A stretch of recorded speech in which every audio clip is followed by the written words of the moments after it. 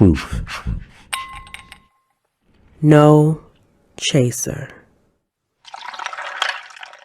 Welcome to Truth No Chaser. I'm Ashley. And I'm Jay. And I'm Frank. And this is the podcast for Black people, by Black people, about everything Black. This is our flagship production. It is a shot of truth, stirred with bold opinions, reversing the miseducation of the Black community as it relates to culture, health, and politics. Mm-hmm. And joining us today, we have Miss Cherese C. Clark Wilson. Yes. Long name.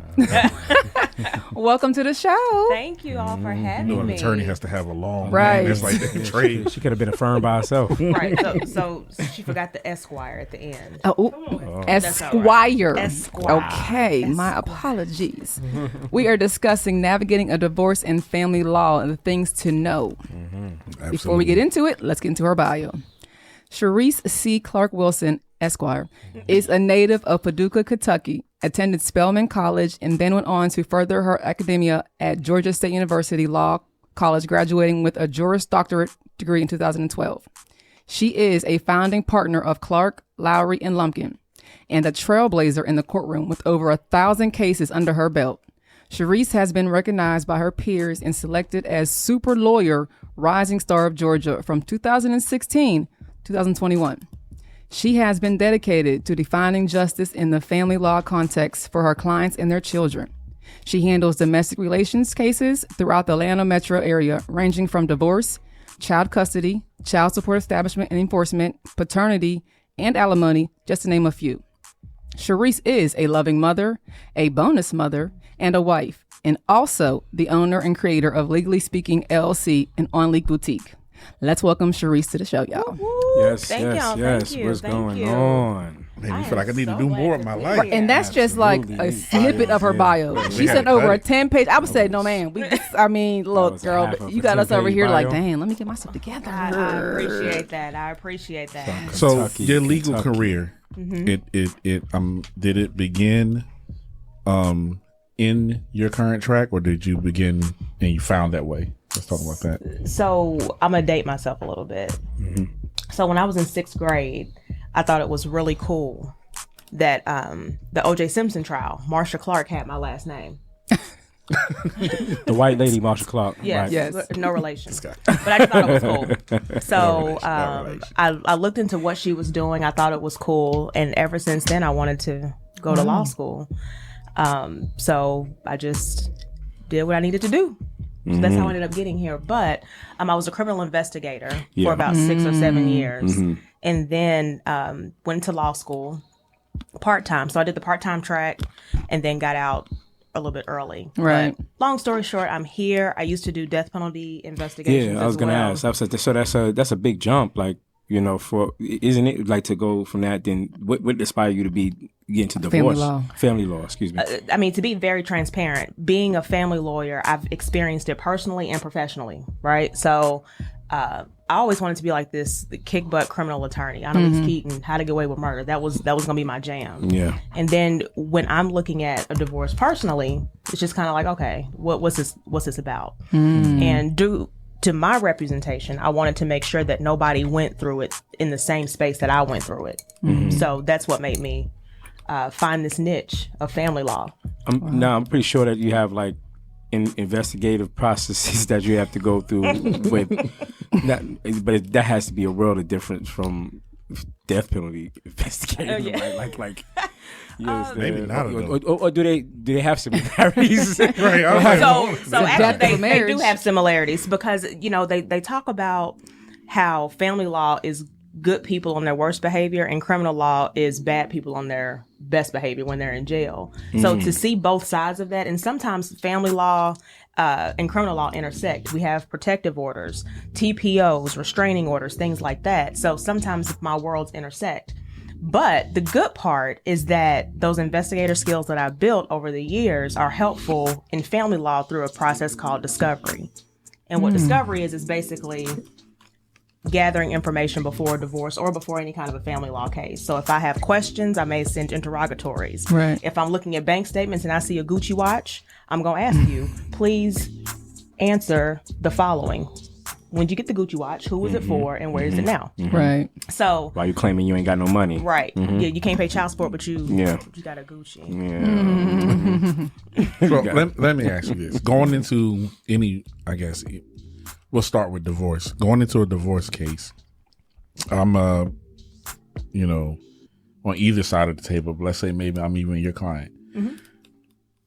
Let me shape this question like this. So I'm your client and I go, what? Really? No. Are you serious? What is the most common thing that people just sit in your office like, are you serious? I didn't know that. I think everything about family law is it's kind of mind blowing, right? So y'all know that song, Hours and Hours, you know, yours, mine. That's our ringtone. Yeah. That's everything to me, right?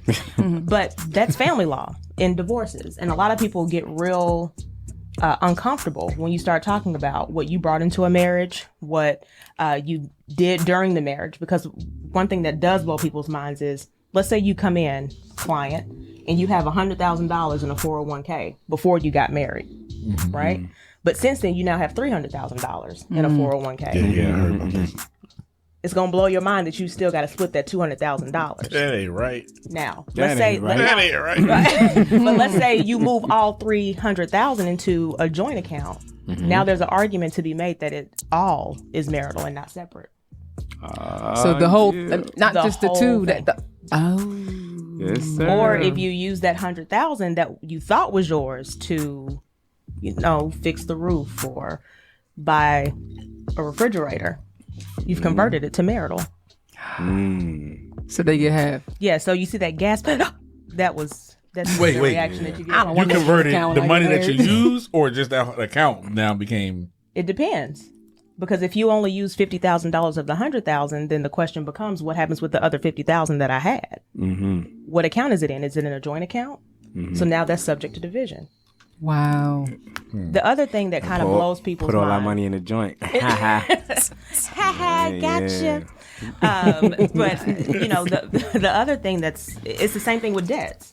So a lot of times when I have clients that come in and say, oh, you know, I have all these credit cards, but it's only in my name, so I'll just keep them. That's not how that works.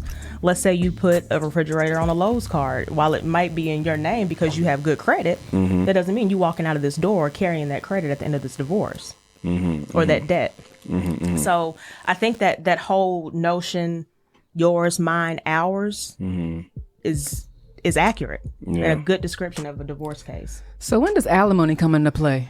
So alimony comes into play. Everybody thinks this is a dirty word, or you know, some people think it's a sexy word.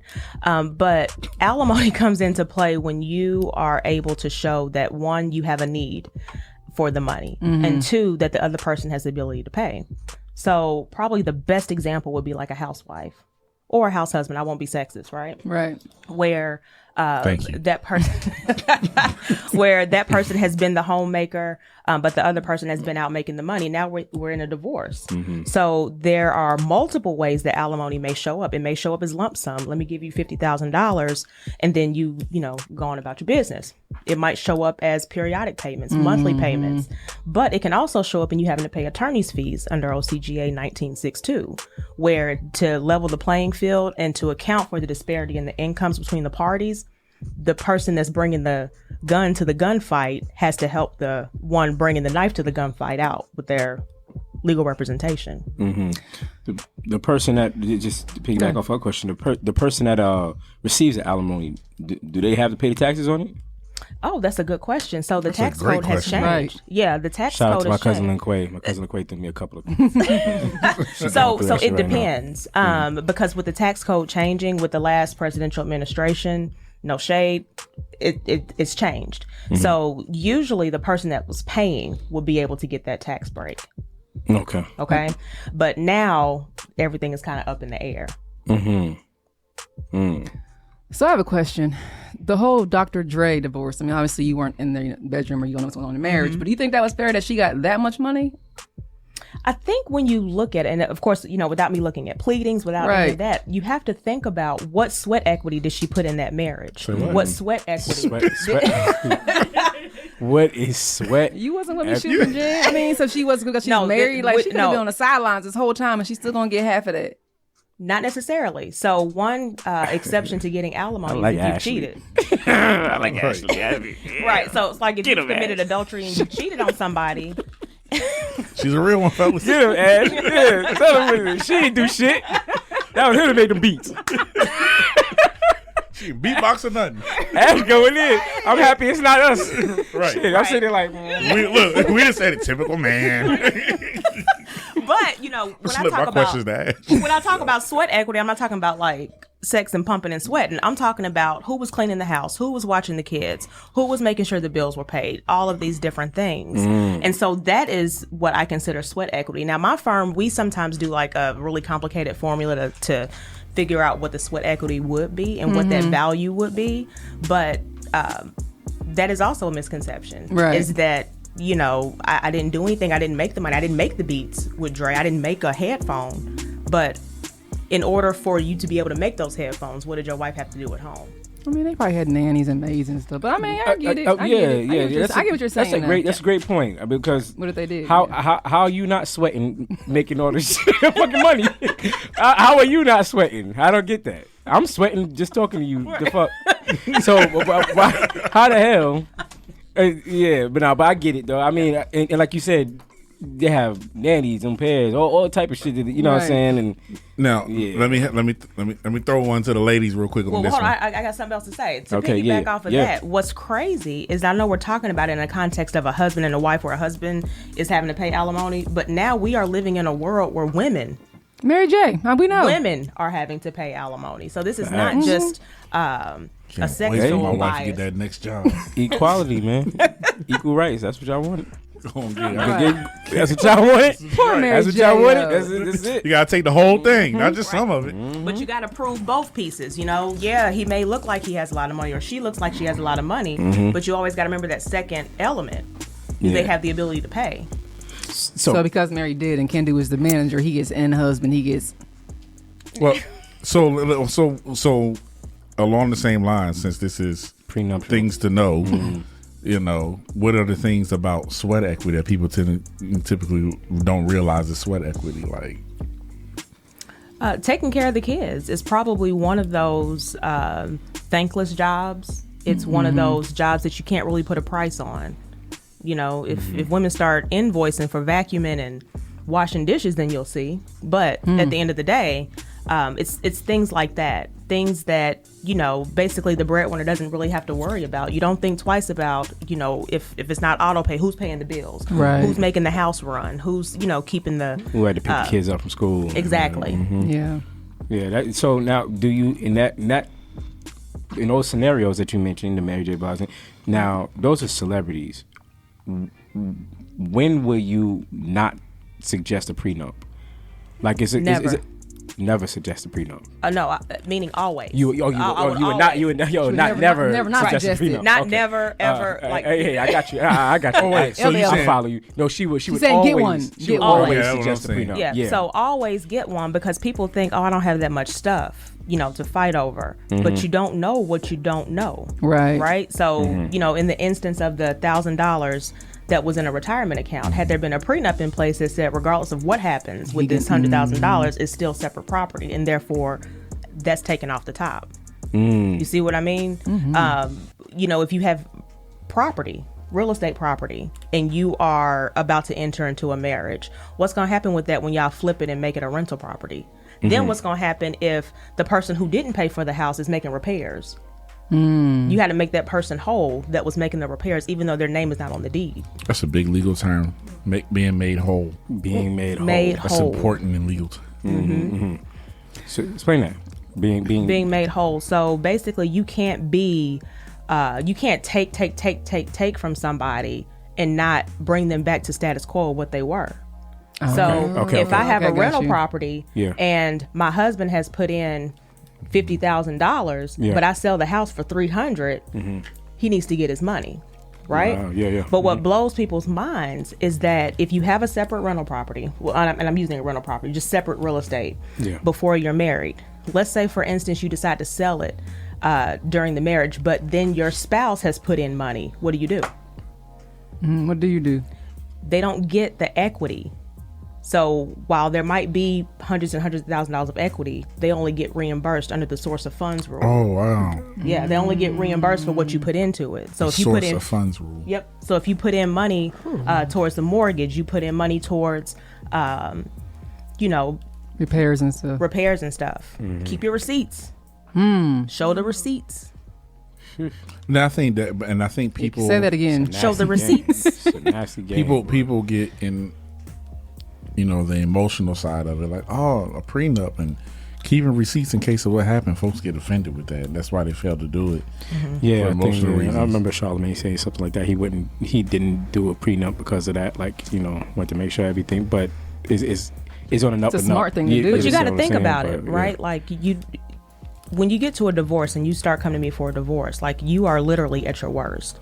You're upset, you're impulsive, and all this other stuff. But if you have a contract that you made before when you were in a happy place, it resolves a lot of the tension. Now, is the contract valid? That's a whole different issue, right? You have to have notaries, you have to have consideration, meaning you got to trade off something and exchange something.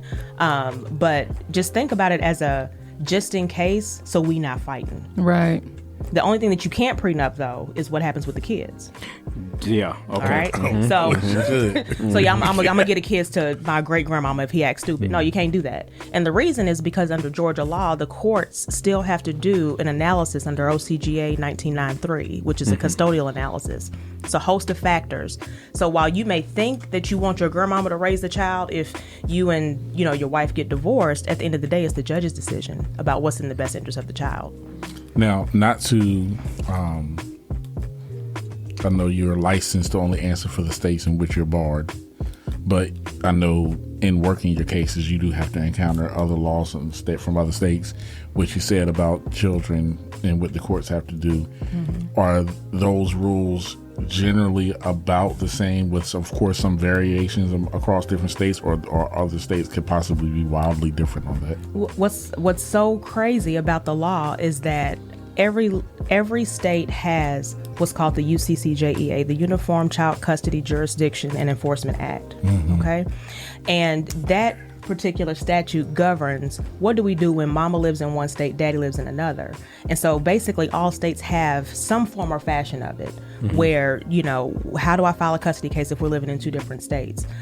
So that will be what would govern. And usually with the Uniform the Uniform Child Custody Act, they're going to mirror one another, because you got to think that if you go from one state to another state, laws are different.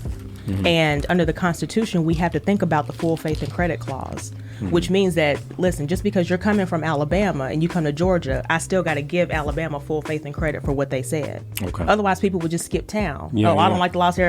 The hell with it. I'm gone. But that's not how the law works.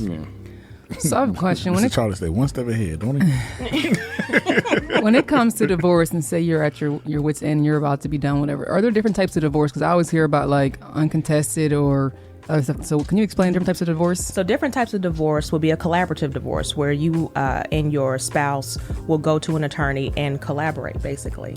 That's probably the lowest conflict that you can have.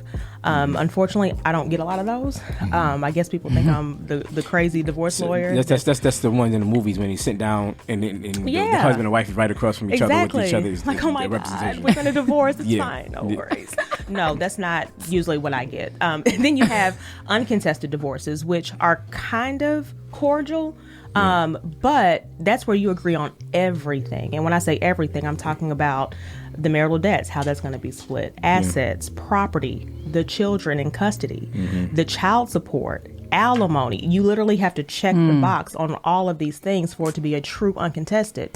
I get a lot of people that come in like, oh, we're not going to fight about anything. And then when I start bringing up, well, what about the parenting plan? What about the holidays? How are you going to split the holidays? Oh, we didn't think about that. So, baby girl, it's not uncontested. It's contested until we have all the terms laid out. Now, a contested divorce, that's where both of you all have competing opinions. Let's say I get divorced. I want custody of the child. You want custody of the child, or you want 50-50 custody. That's where we have disagreements. That's a contested divorce. So now, if a child, is to say a child is a minor and doesn't want to go with one of the parties, the one that is the one that got granted custody of them. How does the court now decide that, like child support and custody when it comes to a minor? So what happens is it depends on how old the child is. Yeah, what's the age? So let's say, for instance, the child is 12 and under. They don't really have a voice. They don't have a voice. Right. For 12 to 13, the court can consider it. Like a tween. Right. They call it. Crazy tweens. But then when you have one that's 14 or older, that's when their election, they can make what's called an election by signing an affidavit of election saying, hey, I love my mom, I love my dad, but I really want to live with blah. Gotcha. Now, the caveat to that is what a lot of people don't understand. They rush out and get these kids to attorneys' offices, and it's super intimidating. I personally don't like affidavits of election because it puts children squarely in the middle. Right? Okay. And if I ever did have to do one, what I usually do is get what's called a guardian ad litem involved, which is another attorney that represents children, and have them talk to that child instead of me. So that way it removes me and focus on the best interest of the child. One thing that I want to caution viewers is if you have a child that's made an election, they're stuck for 2 years. Oh, they can't get mad and say, I want to go back. They can't get pissed off and say, hey, never mind. I can't be like, I'm mad at mommy this week. I'm going to go stay with daddy. I'm live with him now, Doing another election. You stuck for 2 years. Right? Election, right, Yeah. right. So- 2-year term. Huh? Yeah, it's a 2-year term. You're a senator. So Thank you, Senator. Sit your ass down. You ain't going nowhere. You stuck. And so sometimes that really does help circumvent like me thinking that the child thinking that the grass is greener on the other side. I Right. get away with all this stuff at mom or dad's house. So, but you stuck for 2 years. So I'm glad you brought up, when a child gets put directly in the middle, right? So there have been some times where, because I know you outside of here, and I'll tell the viewers, your professional voice is amazing. Thank you so much. I mean, the flip is real. You seen it in action in court? You can't handle the truth. I Goddamn actually it. have seen her action in court during COVID when they were doing online On hearings. Zoom, You could plug in and watch court online, and then, and you still can. she's a so, real. Yeah, you still can in she's- some. Yo, shark. she's a A shark. beast. That's what's up. But yeah, so there have been times Get your number where just in you- case. You know what I'm saying? It's all right. There have been some times where you've actually had to represent children Yes. and be the attorney for the children. Yes. Can you talk? I never heard of such a thing, and I think most people probably haven't. Can you talk about how that comes about and what that entails? So when you are in a custody case or a contested custody case, either the parties can agree to appoint an attorney for the children, and an attorney for the child is called a guardian ad litem, not ad litem, ad litem, AD. And what that guardian does is basically acts as that child's attorney, but we are governed by so many rules like that we can and can't do. We can't come into court and argue, because at that point, it looks like I am advocating for a mom or a dad. I'm advocating for the child, right? We have to write reports to the courts when we do our investigation. So when I do a guardian case, or usually any guardian, will give parents a questionnaire. Mine is pretty long. It's usually about 20 to 30 pages, asking them all kinds of questions. And then we interview mom, interview dad, and then we get to do home visits to see where the children are living. And then if the child is old enough, of course, interviewing the child. Now, at that point, if there are different allegations being thrown out, like, there's sexual abuse, defects is involved, then the guardian ad litem's job is to go and investigate that. So being able to put those investigative tools that I have to use as a guardian ad litem and as an attorney is really helpful. Now, there are some good guardians, there are some bad guardians, but at the end of the day, that's what a guardian is in place for. They are expensive. So if you are filing for custody, if anybody's filing for custody and you are contesting custody, the court might make you pay for the guardian. And that could be a different retainer. So not only are you paying your retainer for your lawyer, but you're also helping to pay the retainer to represent your child. Wow. Yeah. That's where people need to put their money where their mouth is. If you really want custody, Right. let's talk about a guardian. Right? Wow. That's good. Now, is divorce handled differently when one party's in the military? That's a great question. Shout out to my cousin Quay who gave me that question too. So actually, yes, it is a little bit different. So when you are doing a military divorce, depending on deployment, we have to sometimes ask the court to stay the proceedings. That just means, hey, can we hold off until we get back from deployment? So in that regard, it is. When you're dealing with the different retirement accounts and the different pensions, that's when it becomes a little bit tricky. It becomes a little bit tricky. How? It becomes a little bit tricky because you have to see the years of service. How long were you all married? Okay. At times, if you weren't married for over 10 years, you don't get anything.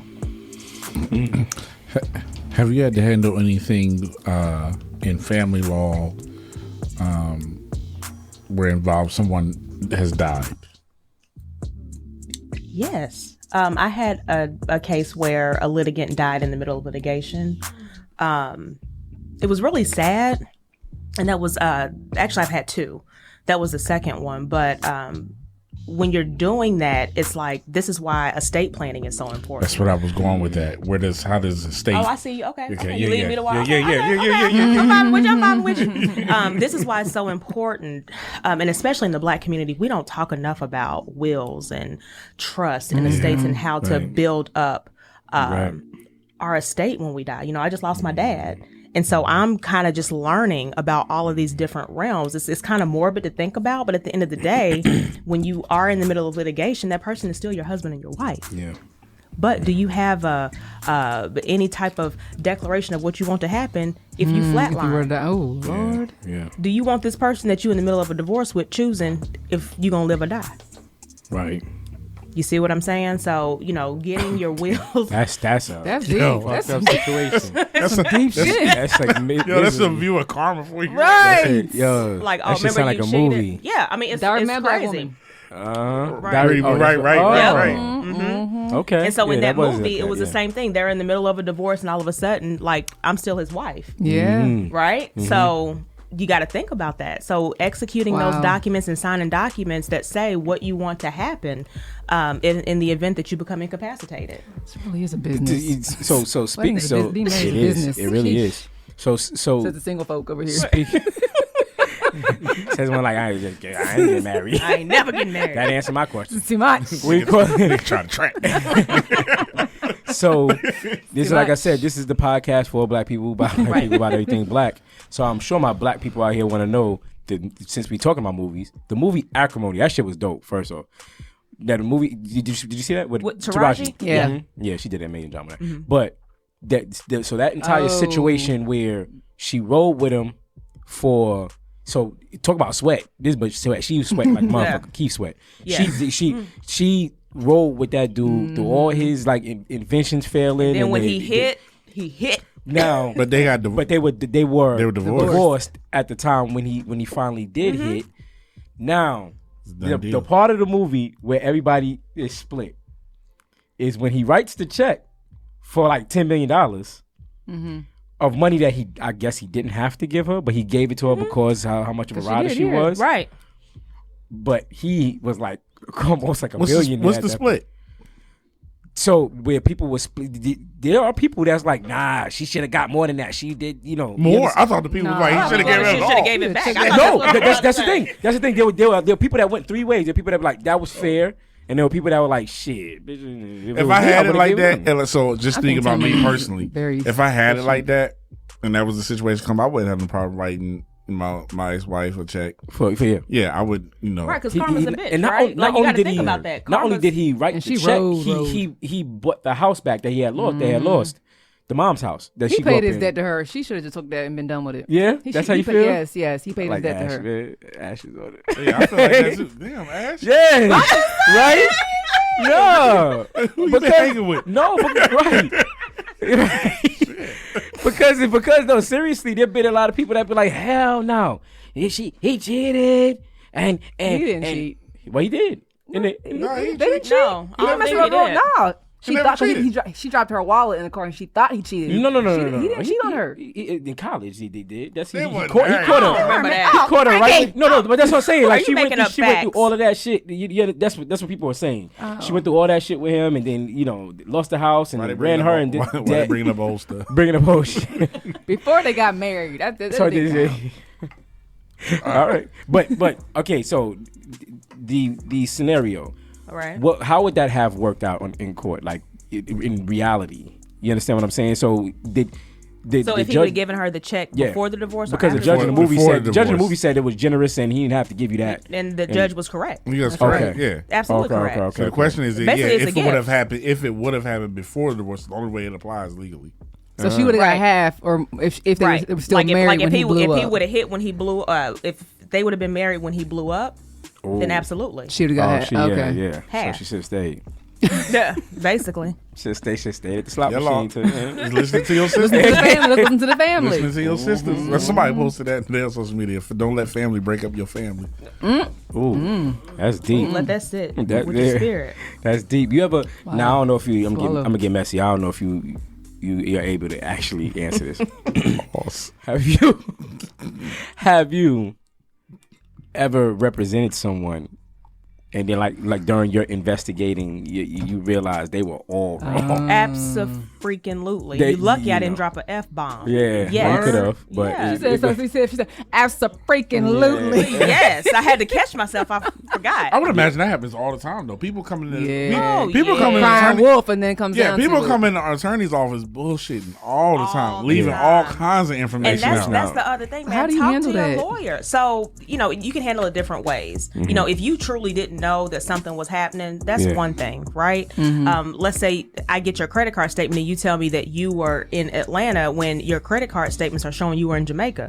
So you need to explain to me because I can't help you Right. Yeah. help yourself if you don't tell me what happened. Right. And I have to be able to prepare for when you're asked this question. So I try to, when you are talking to your lawyer, even though you think it's a bad fact, yeah, talk to them honest. because Yeah. we cannot protect give you them unless all the we information. know. Give them Yeah. all And the I'm gonna give you an information, example. So one of a past case, I had somebody owed like $20,000 in back child support, Yeah. and I am going hard in the paint, y'all. Yeah. No, he just doesn't have the ability to pay, and oh God, just give him one chance. Don't put him in jail.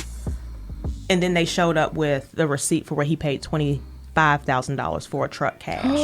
For a truck cash. Cash. Wait, and let me ask you a question. When was that receipt shown? Was it in court, like on the spot? Oh Or- yeah, I was on the spot. Because that's what I was going to ask So right in you. front of Has he you. ever had- Oh, right in front First of me. time, like, Oh yeah, so I'm sitting here with the boo boo face. So you look, so I know you turned around looking at it like nigga. No, listen. No, I was like, you gonna get it as soon as we get out. Oh, I know you were. And then at that point, you can't ask questions. no more Because you questions. don't No, have- no more questions, Your Honor. No No question, No y'all. more questions. No more questions, y'all. They like. Yes, yeah, that When mama we voice. get out of I'm this gonna beat you. What's your go-to? What's your my go-to at that moment? What do you do at that moment? 'Cause This, I pinch him under the table like that. Like your mom do at church. Just shut your ass up before. Oh yeah, I'm about to put paws on you under the table. Yes, That'd be like, it dang, you happens just shrink all like- the time. Stop Here I playing. am riding for you, and you. Yeah, and so and that and that just kind of brings me to That's- the that's- point. that's gotta be embarrassing, Like, listen, for if real. you have a child support obligation, cash. pay it. Pay it, even if it's $500 and you only got $200. Pay it, Yeah. Pay because something. in Georgia, there's Yeah, a pay case called Killmaster versus Killmaster and Scruggs versus Scruggs. That even if you make a partial payment, the judge can consider that as good faith and not throw you in jail. Pay something. Partial What payment. is that called again? You said what? Killmaster versus Killmaster is a case. How did that come out? Killmaster versus How did Killmaster. that come It's- everything is a verse. It's like them listening. The original verses. Yes, it's not versus. It is the It's case original, law. But them It's last yeah. names though. Yeah, right. Yeah. Killmaster So, versus all right. Killmaster. So along those same lines, Mm-hmm. but going a little bit different. In consultation with your client, I don't know the rules of attorney-client privilege, but Mm-hmm. they mentioned something to you that they may not even know was criminal, or if they do know it's criminal, they done did something criminal, and you're like, what are your obligations as an attorney in that? My obligations as an attorney under our ethics rules is that I keep secrets for a living. That right? whatever However, crime privilege. when there's a crime being committed, if there's a threat of harm, there are exceptions to attorney-client privilege, but you got to do it smart, right? Okay. At that point, an attorney can withdraw from the case, where they send you a letter, hey, we have a conflict of interest now. Do you agree that I can get off the case, or do you want to fight me to get off the case? Now, why the hell you would want to fight your Right. attorney to get off You the send case? a letter to the client. Yeah, send a letter to the client. Because under the Uniform Superior Court rules, attorneys have to give clients 10 days to say, okay, I agree, or no, I don't want you off my case, right? So then at that point, depending on which way it goes, let's say we have to fight about it, then me and my client are now adversaries. Damn. And I need to talk to the judge, in order to I'm going to try to mitigate Right. how much information I say. But if there's an attorney out there watching and you're in this situation, call the bar ethics hotline, give them your bar number, and they'll help you to be able to interpret the rules of ethics so that you don't violate and end up getting a bar complaint and disbarred. Wow. So it's called firing a client, to answer your question. Firing a client. I've seen that before. Well, I've experienced that before. Not me. They didn't fire me. Right. But no, I've seen that before in cases I've had to deal with in court. And actually where they had to go before the bar, they did that Law and Order. They go before the bar to get approved to fire their client. So yes, that's very interesting. But and then also probably a good example is if you're on the stand and I know that what you just said is a lie. Ooh. Oh yeah. I'm going to look at you and probably say, you sure about that? And then if you continue to do that, then at that point, you leave me no choice but to ask for an immediate withdrawal. Oh, wow. Yeah. An oral motion to withdraw. Have you done that before? I haven't done that in court. Yeah. Only withdrawals I've done have been by letter. I haven't been put in that position. Thank you. Thank God. Yeah.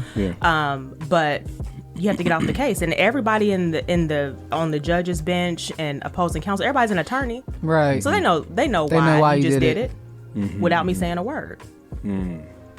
Ooh. There's so many rules. What are some examples of conflicts of interest that are not obvious when an attorney can't take on the case? It depends on what you call obvious. So let's say, for instance, I was working at firm A, and then I transferred to firm B, and then opposing party decides to hire firm B. It's a conflict of interest because I represented their spouse and I know information about that spouse to help facilitate their case. So that's a conflict. When a client don't pay my bill, that's a real conflict. I know that's right. That's a real conflict. That's a real conflict. When a client lies to you, or sometimes I'm not a good fit. Attorneys aren't good fits for certain clients. Okay. Then you got to get off the case and fire a client. So in lieu of that, like you said, a good fit, do you have to have a divorce lawyer in order to get a divorce? No, you can represent yourself. Now, that's like straight up, like if you're going against an attorney, that's like bringing a knife to a gunfight. You're probably going to lose. But can I? What if my lawyer is not a divorce lawyer, and I wanted to still use them? Would I be able to? Yeah, you can definitely use any lawyer. Like any lawyer can do family law. Right. No. But my recommendation, is for you to think about getting somebody that specializes in family law. And so let's talk about that. You used the term to describe your firm one time as a boutique firm. Yes. I understand what that meant. Educate people on the importance of a boutique firm. Right. So a boutique firm is a firm that specializes in one area or one specific kind of law. So for us, we don't do personal injury and criminal and business. We focus in strictly on family law. So we are a boutique full service family law firm. Not to say that there's anything wrong with that, but that's something that people have to really, really think about when you're hiring an attorney. Are you kind of like a jack of all trades, but a master of none? Or do you actually specialize in this? And then when you're dealing with, let's say, Fulton County, Georgia, Fulton County looks completely different than the 158 other counties in Georgia because we have status conferences. And then, if you talk to homeboy over here who got divorced in Gwinnett, talk to somebody that got divorced in Cobb, their experiences are going to be completely different than somebody in Fulton, where we're having judicial officers. People don't think about that or hear that term. Judicial officers in Fulton County they're still judges, they're still respected, they're still sworn in and have to abide by the Judicial Qualification Committee rules. But they're right under the main judge. So in Fulton, we have 4 family court judges. And so they have judicial officers under them that kind of weed out the stuff and weed out the crap cases, or they weed out any kind of smaller issues. But at the end of the day, it's the top judges in Superior Court that handle those. Which brings about an issue real quick from my soapbox. I hate when people are just talking like, yeah, because see, they let do so and so do this, and then what had happened over here, and then they let do that. It ain't the same, and it's like that's a completely different state, completely different judge, completely, and they don't understand how like you have a difference in state laws. You even right down to how different counties function. Yes, and then even within the county, you have different judges who preside differently. Some attorneys are like, oh no, I already know this judge does not allow this evidence to be brought in. But you know what's crazy is they say that good lawyers know the law, but great ones know the judges. Because, you know, one judge might be cool with 50-50 custody, but another judge might be so conservative and say, no, I don't really like that. I really just like a traditional schedule. So, you know, Jay, you're absolutely correct. It just really does depend. And in Fulton County, the like for criminally speaking, the DAs are assigned to the courtroom, so they get the same judge repeatedly. Right. Now, the one term that's been thrown out there a lot often is super lawyer, which you have in your bio. Can you please explain to me? Yeah, for real. So what super lawyer is? Y'all got capes? Right. I mean, I left my cape in the car.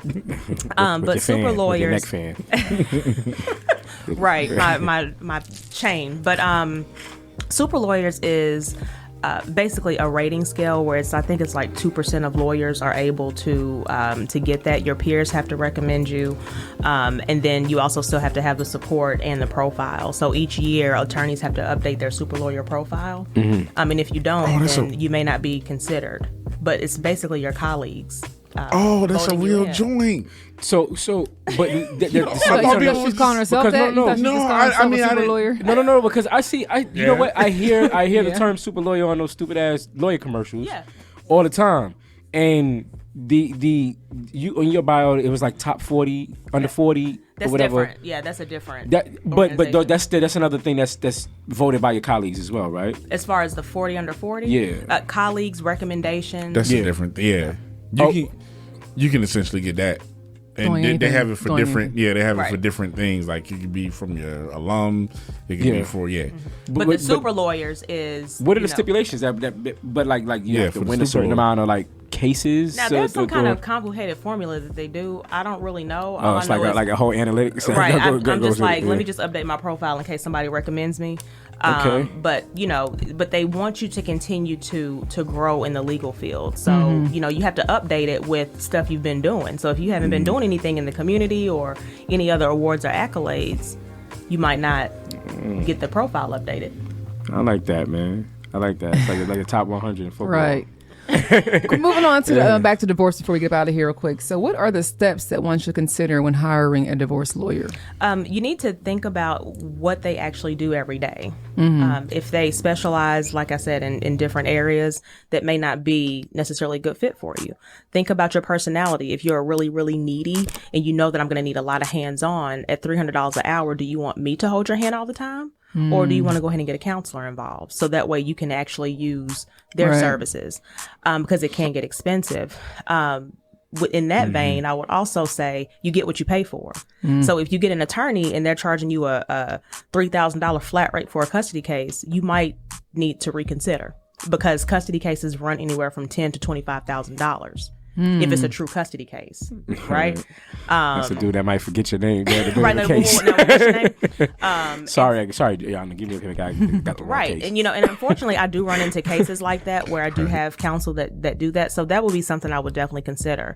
Also, look at the attorney. I'm not really one of those stuffy attorneys where it's like I have the books in the background. I'll drop a F-bomb every now and again. Well, a lot of times, not in court. And my mama's gonna be watching this, so I can't drop an F-bomb right now. But get an attorney that kind of matches your personality. Right. And I find that, I vibe a lot better with clients that I can just be down to earth with. If I need to drop an F-bomb, my clients know, don't put me on speakerphone. Y'all know, don't put me on speakerphone ever.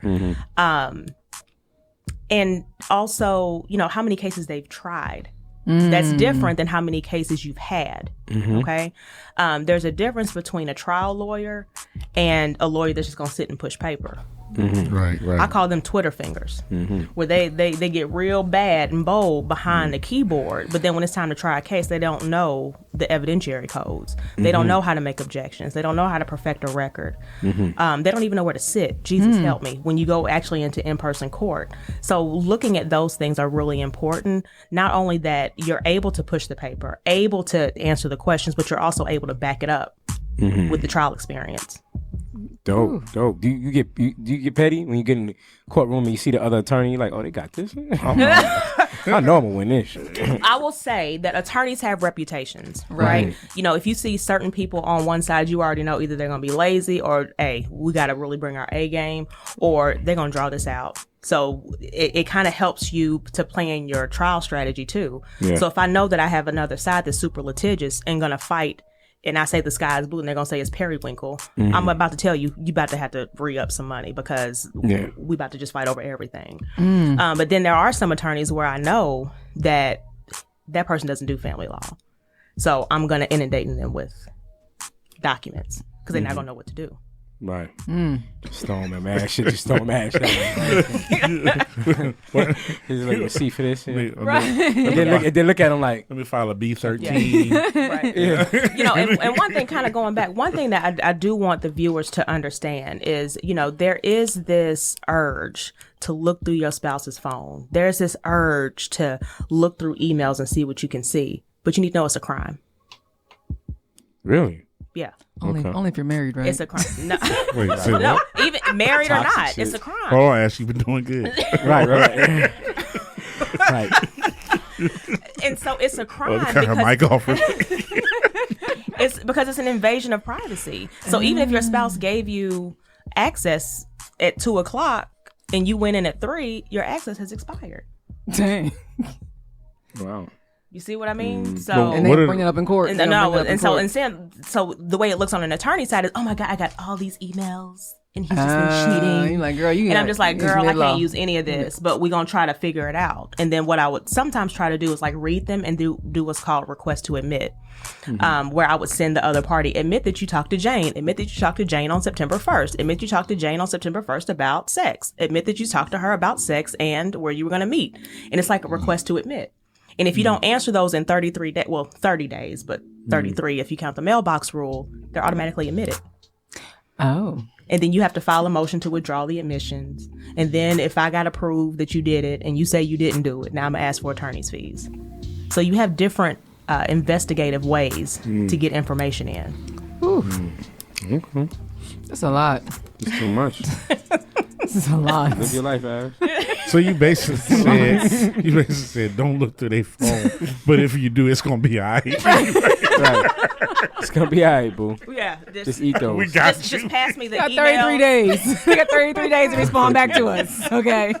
Yeah, fiance. You don't say not 33 days. We good. Good. Before we get up out of here real quick, all right. So this is one of my questions always to guests. All right, in your field, the thing that gets you burning in your seat, like, oh my God, I just need people to know this. What are those things, or what is that thing? You're like, okay, y'all, if y'all don't take nothing away from anything I said here on this podcast, please leave with this. About any parts of what you do, family law, anything. That's a good one. I would say for married people that if you have children, you and your spouse automatically, by virtue of you getting married, have 50-50 custody. And so when you're splitting and that person goes to pick up the child from daycare, they haven't kidnapped the kid. They have 50-50 custody by default, which is different than when you have a child outside of marriage. Because if dad tries to go pick up that child, dad has 0 rights. 0. So that's something that I really want people to keep in mind. Stop calling the police when it's not necessary. Stop it. You're taking them from things that really are important when you are just trying to gain leverage. Stop filing TPOs against the other person because you mad they served you. Think smarter. Can you Define TPO. People may not know what it is. A temporary protective order is basically where you've alleged and said somebody has committed an act of family violence against you or damaged your property in some kind of way, and that without the protection of the court or an order, that they are in substantial fear of their safety and that they're going to be harmed. Okay. Y'all don't understand how many times we get protective order petitions after we've served the other party with a legitimation or divorce. Stop using them as leverage. There are really people out here that are suffering from domestic violence situations that need those resources. Stop it. Now, it's something that you just said that's so interesting. Hold on. Now, if a couple is not married, but they do have children together, you said the dad has zero. Even if you sign the birth certificate, this baby got your last name. And that's automatic. No matter how fit. What if the woman is the one that's unfit, like maybe a drug addict, or she still has 100% custody of when you're not married? When you're not married. Correct. There's Georgia law. That's crazy. Yeah. Under Georgia law, the woman... So they don't even consider the person that might be financially stable. Yeah. The statute says specifically the mom has sole physical and sole legal custody. So if she wants to up and leave and run to another country, and we have to do Hague Convention issues and stuff like that, then absolutely.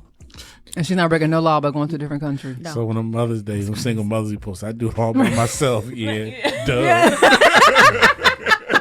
Right. But the way that a way that a dad needs to act in that situation is you need to call an attorney and get the child legitimated. Because what other people don't realize is if you don't legitimate within a certain time, the court could say, "Oh no, you waited too long. You lost your opportunity interest." Wait a minute. What's the past tense version of that word? What?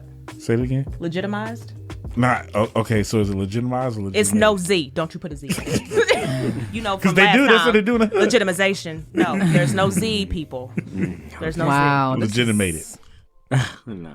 But if you think that your spouse or your co-parent is not fit, and when I say not fit, I'm not talking about she gets her hair done with my child support money. That's not unfit.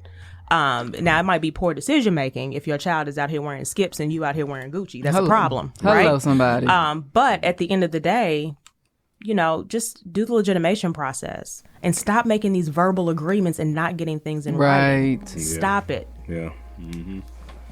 Agreed. Wow, this is a lot of information. Yeah, it is. Yeah, and one thing I would also recommend to viewers is that if you are out there and you are co-parenting, there are multiple co-parenting apps out there for you to use that can track your distance, track your time, act as that communication portal, so that way nobody can spoof a message. You can tell when the person opens it and reads the email. And I find that use of those the co-parenting applications is very effective with people in a high conflict situation. So I have one final question on my end. So before a client when they come to you and talk to you about their divorce, do you ever suggest therapy or counseling before your services? I do. One thing that I ask them is on a scale of 1 to 10, 1 being I'm ready to reconcile, 10 being I'm ready for a divorce, where are you? If they tell me anything 5 and lower, I tell them that we're going to stop the consult and I want you to think about what's called discernment counseling. Discernment counseling is not marriage therapy where it's like, what are your issues? It's really to discern whether or not y'all need to get a divorce.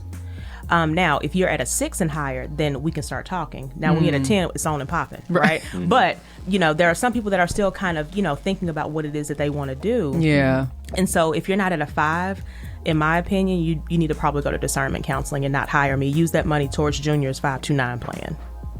Yeah, because it could be acting off emotion. Just come. Right. Yeah. That's good advice. Yeah. Any final questions, fellas? No, just A lot to take in. Just let the folks know where they can contact you and ask more questions or schedule an appointment or a consultation if necessary. We are Clark, Lowry, and Lumpkin, www.cllfamilylaw.com. I am Cherese Clark Wilson, and I have 2 amazing law partners, Naomi Lumpkin and Janine Clark. You can call our office 404-602-9366 to schedule a consultation. Mention that you heard us on Truth No Chaser, and we will give you a discount on the consultation. Y'all heard Thank that, y'all. you so Y'all much. heard The that. drop. Right. Got a drop for free. Hello, somebody. She probably gonna bill us afterwards. Tiffany will handle that. right. She got good negotiating skills. That's what's up. And for more content, and where you can also get merch, you can also visit us at thetruthnochaser.com. Get your gear, look fly, all that good stuff. Cherese, thank you so much for Thank y'all for having me. And until next time, keep walking in your truth, Black people.